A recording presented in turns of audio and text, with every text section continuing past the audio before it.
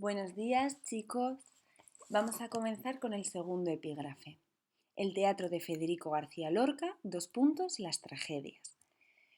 Vamos a trabajar como ayer. Primer párrafo, introducción de Lorca, general. Segundo párrafo, hablaremos un poquito sobre el teatro de Federico y terminaremos con la explicación de las tragedias.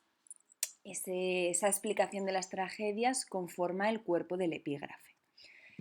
Este epígrafe, chicos, este tema es sencillito, es más corto que el de Valle Inclán y además Federico García Lorca ya ha sido estudiado por vosotros en poesía, por lo tanto hay cositas, hay características que ya sabemos. Voy a ir leyendo los apuntes y señalando aquellas cosas que son más importantes. Comenzamos. Federico García Lorca nace en el año del desastre, en 1898, y muere de manera prematura en 1936. Muere asesinado. Fusilado en concreto, 1936, es decir, fallece a los 38 años de edad. Pequeña introducción. Federico es el único autor dramático, es el único autor de teatro que, perteneciendo a la generación del 27, no tuvo problemas para estrenar sus obras, es decir, mantuvo una presencia constante en los escenarios. Federico alternó la poesía con el teatro. En este último se manifestó dotado tanto para la escritura como para la dirección, es decir, escribe obras teatrales, pero a la vez también dirige obras teatrales.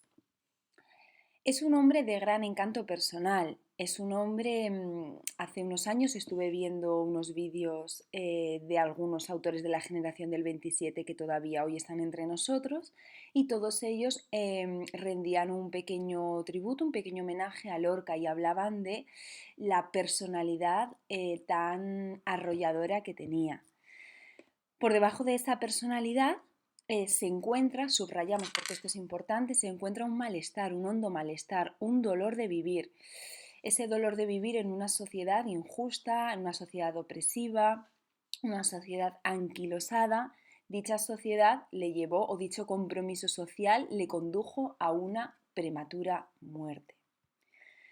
Para Lorca, el teatro, o Lorca consideraba que el teatro era la mejor manera de comunicarse con las masas, entendiendo las masas como un conjunto de personas, con el fin de, subrayamos, con el fin de conseguir cambiar, transformar la sociedad. Fue tal su implicación en el mundo del teatro que en 1932, subrayamos la fecha, decidió fundar un grupo teatral llamado La Barraca.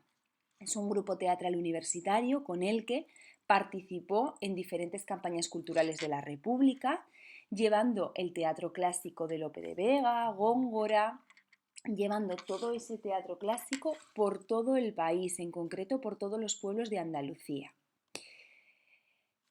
Importante de aquí ese compromiso social, esa fundación de la Barraca y la importancia de la escritura tanto de obras poéticas como de obras teatrales, porque él era y se autodefine como poeta y pensaba, esta cita es preciosa, para él el teatro y la poesía no presentan grandes diferencias, porque para él el teatro es la poesía que se levanta de un libro y se hace humana. Si leemos el segundo ítem, y al hacerse humana, habla y llora, habla y grita, llora y se desespera. El teatro necesita que los personajes que aparecen en escena lleven un traje de poesía. La cita, chicos, no hay que sabérsela, pero es algo, es bastante bonita para explicar que para él el teatro es lo mismo que la poesía, con la única diferencia de que se hace humana, que se personifica ante nosotros para explicarnos mejor todo. Él confía en el teatro como la fuente para cambiar, para transformar la sociedad y sobre todo para educar al pueblo. Nos vamos a las características generales del teatro. Al igual que otros autores, otros dramaturgos del 27, como por ejemplo Miguel Hernández, veremos que con Buero Vallejo mantuvieron una pequeña amistad. Ambos coincidieron durante un periodo muy corto en la cárcel. Y otros dramaturgos también, como Rafael Alberti, hay tres principios que rigen su teatro, es decir, hay tres características teatrales propias de la generación del 27, que son: la primera, todas las obras van a estar depuradas. del teatro poético, es decir, todas las obras se van a alejar de esa retórica modernista, esas obras donde la belleza prima por encima de todo. Aquí no. Aquí lo importante será el contenido. Se van a ir incorporando a todas las obras teatrales nuevas estéticas. ¿Por qué? Porque la generación del 27 al final es una nueva vanguardia, pretende innovar. Y la tercera característica es que todos ellos presentan un deseo de acercar el teatro al público con el fin de educar y refinar espíritus. Por lo tanto, esas tres características estarán siempre presentes. La necesidad de alejar el teatro de la estética modernista, la incorporación de nuevas vanguardias y, por último, ese deseo de educar y refinar espíritus, de ahí que Lorca decidiera fundar la Barraca. Ahora ya nos vamos de lleno, chicos, con las tragedias de Lorca. A lo largo de su variada obra nos vamos a encontrar con diferentes influencias. Bueno, pues tenéis que saber que hay una influencia modernista en el uso del verso, influencia de la canción popular con Lope de Vega, es decir, hay muchísimas influencias. Nosotros, como vamos a tratar las tragedias, vamos a estudiarnos bien una influencia. El que se sepa más, mejor. Pero en este caso no es necesario sabernos todas las influencias. Podríamos transformarlo de la siguiente manera. En cuanto a las tragedias, son muchas las influencias que recibe Lorca. En concreto, en el tratamiento de la tragedia nos vamos a encontrar la influencia del autor o dramaturgo barroco Calderón de la Barca. Calderón de la Barca fue un dramaturgo del siglo XVII, del barroco. Lorca utiliza ese tratamiento de la tragedia para crear sus propias tragedias. Sin embargo, él decide renovarlas sometiéndolas a esa peculiar sensibilidad que tenía nuestro autor. Vamos a clasificar la producción teatral en tres subgéneros dramáticos. Estos, frente a los de Valle Inclán, sí que se suceden cronológicamente y son reflejo, obviamente, de su madurez literaria. Al principio comienza escribiendo dramas históricos y farsas. Posteriormente escribe comedias imposibles. ¿Imposibles por qué? Porque no se pueden representar.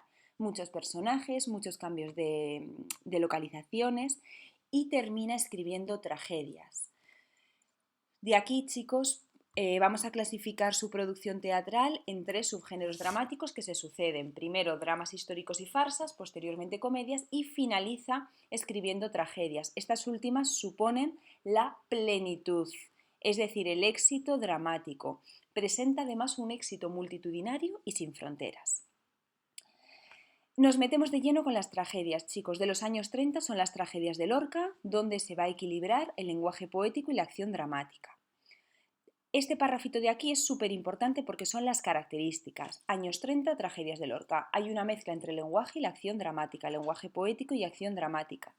Los asuntos, todos los asuntos que van a aparecer en las tragedias se toman de la realidad y la trama adquiere unos tonos morbosos que van a facilitar su éxito entre el público. En todas ellas, esto es algo además característico, toma como protagonistas a mujeres, mujeres que defienden bien su pasión amorosa o sus deseos sexuales frente a las estructuras autoritarias de la sociedad. Esta situación, estas mujeres protagonistas de todas las obras, muestra la peculiar sensibilidad que tenía Lorca hacia las personas más vulnerables de la sociedad. En poesía aparecían muchos gitanos, muchos negros, muchos niños y en teatro nos vamos a encontrar con protagonistas femeninas. ¿Por qué? Porque en el siglo XX son los personajes más aislados, marginados de la sociedad. Tenemos que saber que Lorca, además de ser un autor progresista, era homosexual. Él también vivió un rechazo por parte de la sociedad, hasta el punto de morir fusilado en una carretera. Volvemos otra vez al tema, chicos. Finalmente, el amor o la pasión de estas mujeres inconformistas les lleva siempre a la frustración, a la muerte. Esto se llama el fatum o destino trágico. Lorca, por otro lado, era conocedor del gusto que presentaba el público por el drama rural, por ese drama rural, de ahí que todas sus obras se encuentran localizadas en pueblecitos de Andalucía. Repito, chicos, este párrafo es súper importante para hablar de las características de las tragedias lorquianas de los años 30. Ese fatum, ese destino trágico, esa presencia de las mujeres, esos temas morbosos que facilitaban el estreno del público. Todas las características son súper importantes. Y ahora nos vamos con las tragedias de verdad. Tenemos solo 2 tragedias rurales, Bodas de sangre en 1933 y Yerma en el 34. Estas 2 tragedias forman parte de una trilogía cuya última tragedia no nos ha llegado. ¿Por qué? Pues damos por hecho que por esa muerte tan inesperada por parte de todos.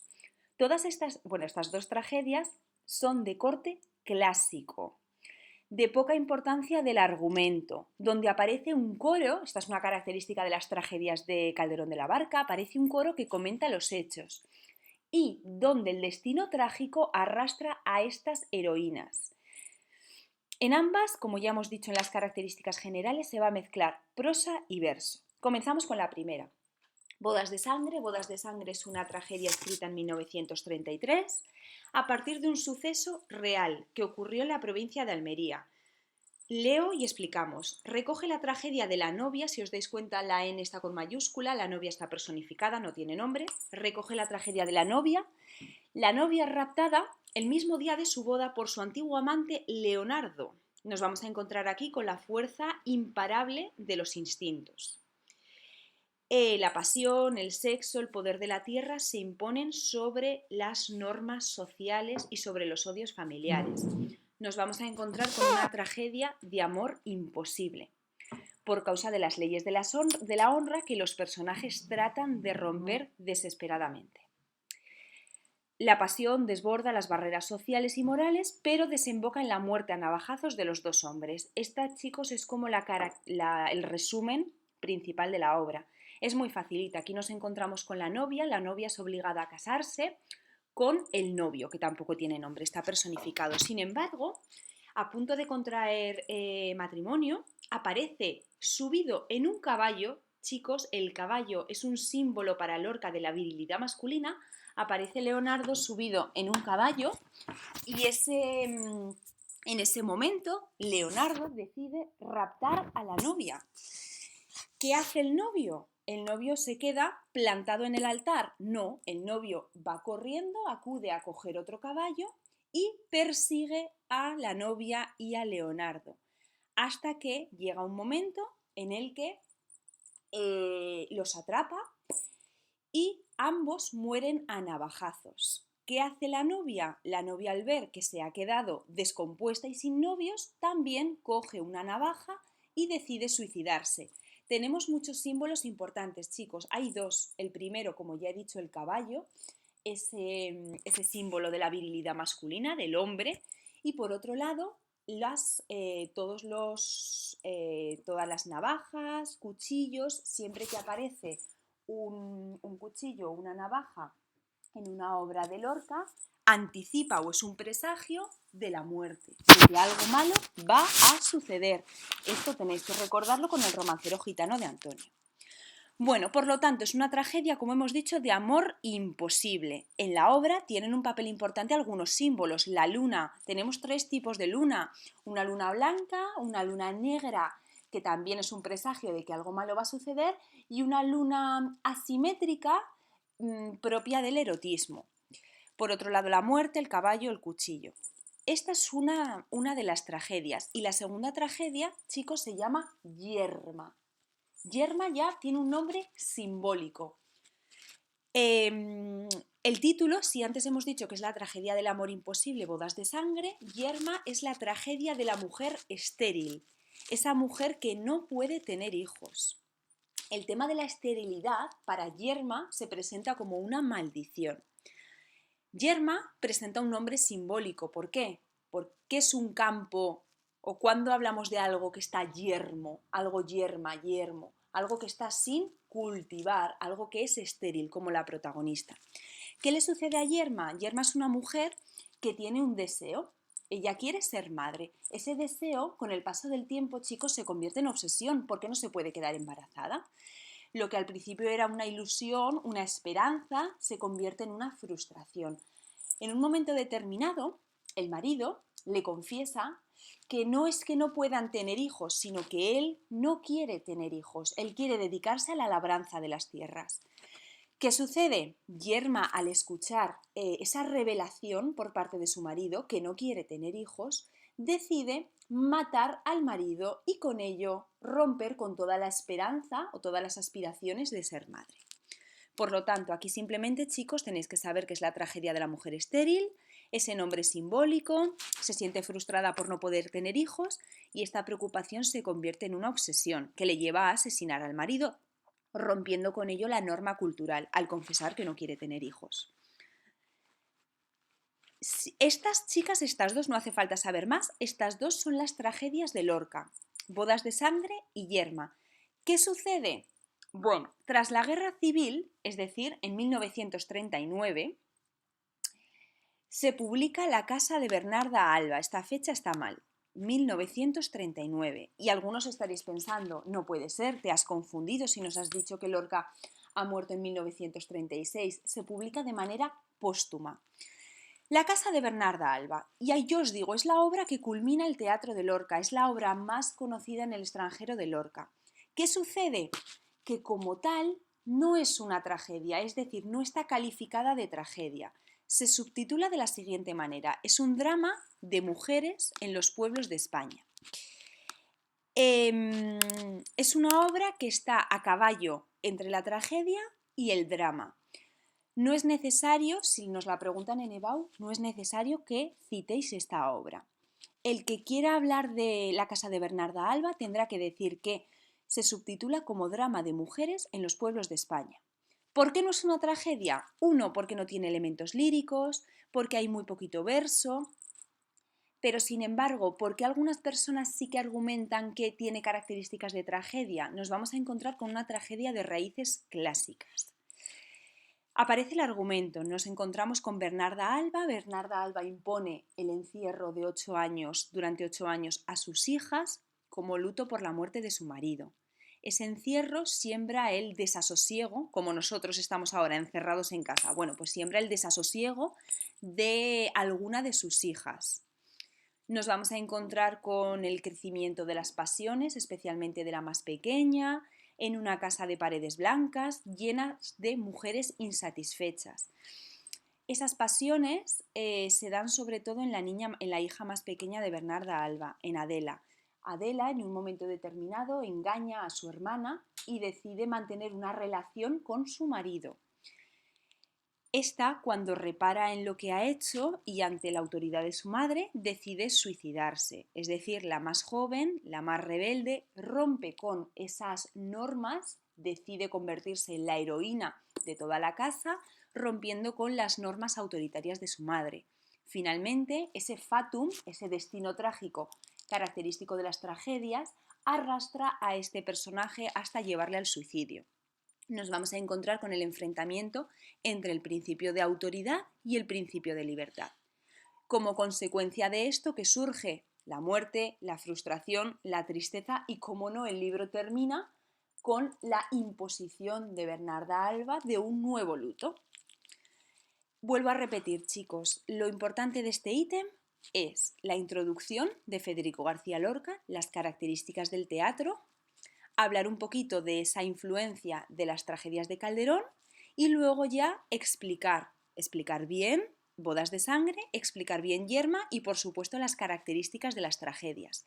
Si alguien en una línea quiere comentar que la producción teatral de Lorca termina o culmina con La casa de Bernarda Alba, fenomenal. Se ha considerado un drama de mujeres en los pueblos de España y ponéis pues porque vosotros habéis decidido incluirlo dentro de las tragedias. Bueno, pues por ese enfrentamiento, ¿no?, entre la libertad, entre la naturaleza y la autoridad.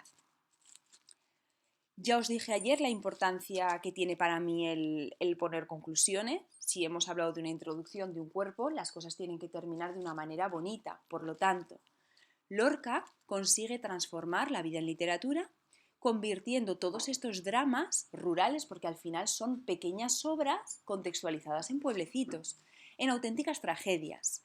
Se declara un apasionado del teatro popular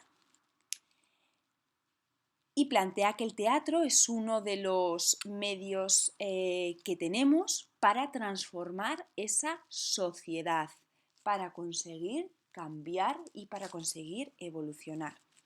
Y el tema, chicos, ya habría terminado.